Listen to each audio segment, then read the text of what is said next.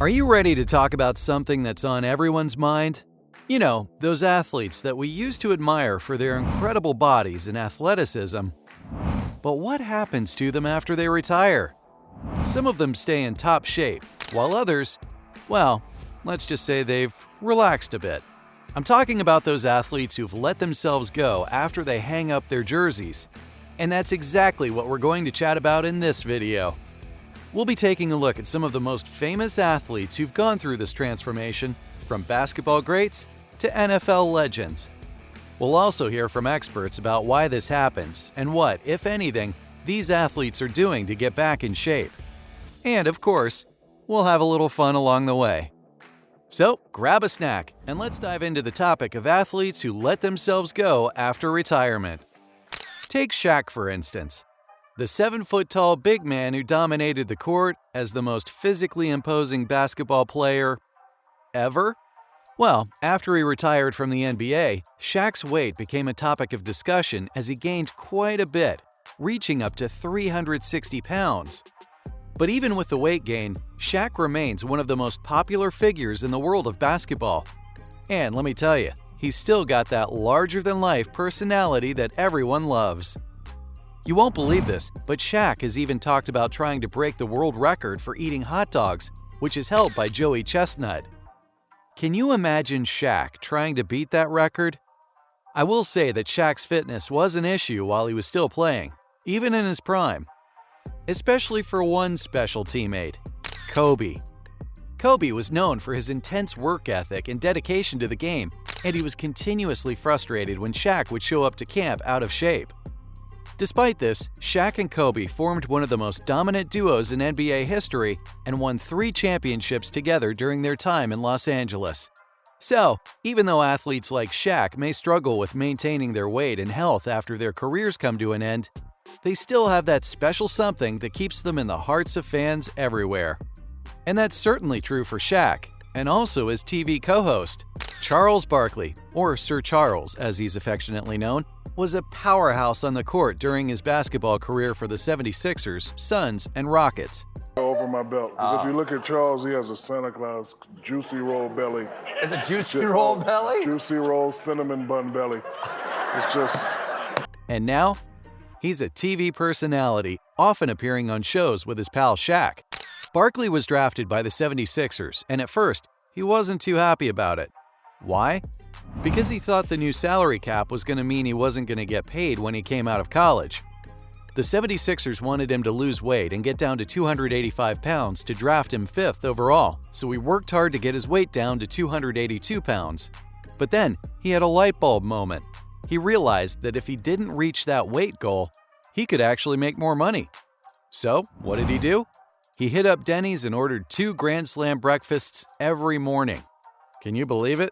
In just 2 days, Barkley scarfed down 8 pancakes, 8 eggs, 8 strips of bacon, 8 sausage links, and either hash browns or toast with each meal. And the result? He weighed in with the 76ers at 302 pounds. After his time in the NBA, Charles put on some weight, with reports saying he reached a max weight of 350 pounds. But Charles isn't one to shy away from talking about his weight gain. He's even gone on record saying things like, "I have no excuse for being 100 pounds overweight.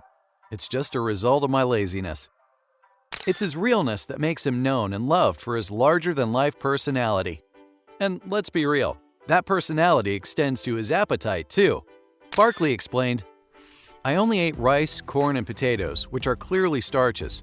People don't get fat eating fruits and vegetables." After years of battling his weight, Charles Barkley finally got control of it and turned things around. He became a spokesperson for Weight Watchers and even lost over 50 pounds by following their program. Charles is now a true advocate for healthy living, and he's always encouraging others to take control of their weight and live a healthier life. He often shares his personal story and how Weight Watchers helped him reach his goals. Charles's transformation is inspiring to many people who struggle with their weight, and he's proof that it's never too late to make a change and take control of your health. Let's talk about a living legend, shall we? John Daly. Man, where do I even start? This guy is a legend in the world of golf. You know those massive drives you see on TV? Yeah, that's him. And the crazy outfits? That's also him. Daly burst onto the scene in 1991 by winning the PGA Championship as a complete unknown and became the first golfer ever to win a major in their rookie year. Can you believe that? He's won 5 PGA Tour events in total, including 2 majors, and even played for Team USA in the Ryder Cup. But off the course, John has lived a life as big as he plays golf. I used to be able to eat like 2 Big Macs, 2 or 3 cheeseburgers, chocolate shake, or a regular Coke back then, you know, before I started drinking Diet Cokes in a sitting pretty easily. In a sitting? Mm-hmm.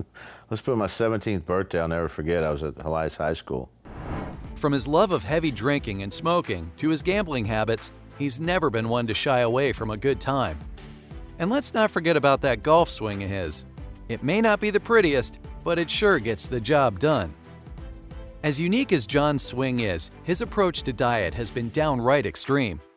He's had some pretty severe ups and downs when it comes to his weight, and that's just a testament to the fact that what works for John might not work for everyone else. One example is his weight, as he once reached a max weight of 290 pounds. Despite his success as a golfer, he struggled with his weight and had a hard time controlling it. In one of his interviews, John candidly admitted, "Everyone has addictions, and my problem is that I have 5,000 of them. If it's not drinking, it's gambling. If it's not gambling, it's eating anything from burgers and donuts to M&Ms." It's clear that John has faced some challenges when it comes to managing his weight, but he's been open and honest about his struggles, making him relatable to many people who have faced similar struggles. Daly once hit a max weight of 324 pounds, but underwent surgery to help get it under control. The problem was, he lost too much weight and got down to a mere 178 pounds. And it made him miserable. But now, he's found a sweet spot at 230 pounds, which he feels is healthy for him. He'd love to get it down to 215 pounds, but if he does, he says he gets too weak and tired and just can't seem to maintain it.